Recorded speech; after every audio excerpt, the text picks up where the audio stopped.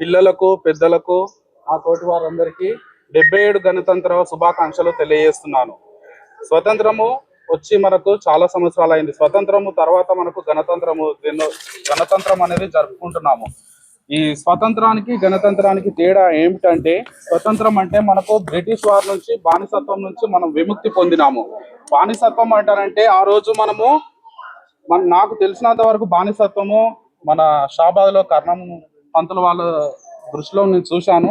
వాళ్ళ ముందల ఇలా కుర్చీలలో కూర్చునే వాళ్ళం కాదు, ఖద్దరు చెట్లు వేసుకునే వాళ్ళం కాదు, కాళ్ళకు చెప్పులు ఉండేటి కావు, నెత్తి మీద టవాలు ఉండేది కాదు, ఒంటి మీద చొక్కా ఉండేది కాదు.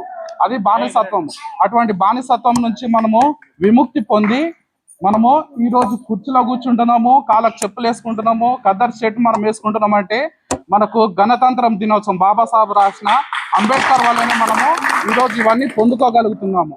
ఈ గణతంత్ర దినోత్సవం సందర్భంగా బాబాసాహెబ్ అంబేద్కర్ 2 సంవత్సరాల 11 రోజులలో మనకు ఈ రాజ్యాంగము రాసి ఈ రాజ్యాంగము మన అన్ని దేశాల కంటే అతి పెద్ద రాజ్యాంగము. ఈ రాజ్యాంగం ద్వారా ప్రతి ఒక్కరము ఎలా జీవించాలి అయితే చిన్న పిల్లల నుంచి ప్రధానం వరకు ఈ రాజ్యాంగం అనేది ప్రజల చేత ప్రజల కొరకు ఎన్నుకోబడిన రాజ్యాంగం కాబట్టి ప్రజలే పాలకులు కావాలంటున్నాను. సామాన్యుడు మొదలుకొని అప్పుడు రాజరికం పాలన, రాజులు, ఈ రాజు తర్వాత రాజు కొడుకు తర్వాత అట్లా కాకుండా ప్రజలు ఎవరు ఎన్నుకుంటే వాళ్ళు రాజులుగా, అంటే సర్పంచ్ నుంచి ప్రధానమంత్రి వరకు కూడా ప్రజలు ఎన్నుకునే విధంగా మన బాబాసాహెబ్ అంబేద్కర్ మనకి ఈరోజు అవకాశం కలిగించిండు. ఆ అవకాశం ఏ ద్వారా వచ్చిందంటే మనకు ఓటు అనే ఒక ఆయుధం ద్వారా మనకు ఆ హక్కు మనము పొందుకోగలిగినాము. ఆ ఓటు హక్కు కోసము కొంతమంది వ్యక్తులు వద్దు, ఈ ఓటు అనేది పొలం ఉన్న వాళ్ళకు, డిగ్రీ చదివిన వాళ్ళకు,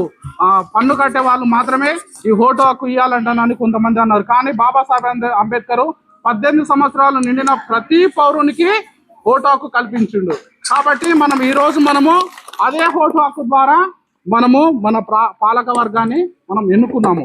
కాబట్టి ఈ ఓటు అనేది ఇప్పటి వరకు 77 సంవత్సరాల నుంచి ఓటును దుర్వినియోగం చేసుకుంటున్నామో సద్వినియోగం చేసుకుంటున్నామో మన అంతరాత్మకు మనకు తెలుసు.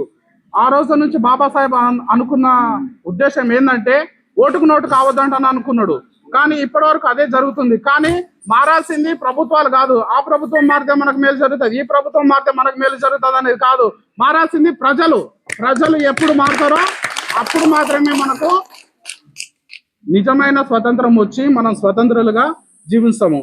అంగన్వాడీ అంటే చిన్న పిల్లల నుంచి వాళ్ళు అంగన్వాడీ స్కూల్ నుంచి పాలు, గుడ్డు, పోషక విలువలు మనకు ప్రభుత్వాలు అంటే ఆ స్థాయి నుంచి ప్రధానమంత్రి ఏమేం పనులు అంటే సర్పంచ్, వార్డ్ మెంబర్లు, జెడ్పీటీసీ, ఎంపీటీసీ, కలెక్టర్, ప్రతి ఒక్కరు, ఎంఆర్ఓ, వీళ్ళందరూ కూడా ఏమేం పనులు చేయాలి అనేది కూడా మనకు రాజ్యాంగంలో పొందుపరిచి ఉన్నది. వాళ్ళ నిధులు కరెక్ట్ గా నిర్వర్తిస్తే, లంచం అనేది తీసుకోకుండా నిర్వర్తిస్తే మనకు ఈరోజు మన భారతదేశము అభివృద్ధి చెందుతున్న దేశంలో కాదు, అభివృద్ధి చెంది ఉన్న దేశంలో ఉంటుండే.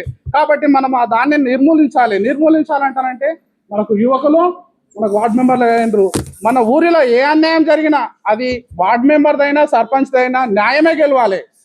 సర్పంచ్ అయినంత మాత్రాన ఆయనకు అనుకూలంగా మారొద్దు, ఒక సామాన్యుడైనంత మాత్రాన అధికారం, బలము, డబ్బు ఉన్నంత మాత్రాన వానికి అనుకూలంగా మారొద్దు. ఇటువంటి పరిపాలన మన పాలక వర్గం కొనసాగించాలని మిమ్మల్ని కోరుతూ 77వ గణతంత్ర దినోత్సవ శుభాకాంక్షలు తెలియజేస్తున్నాను.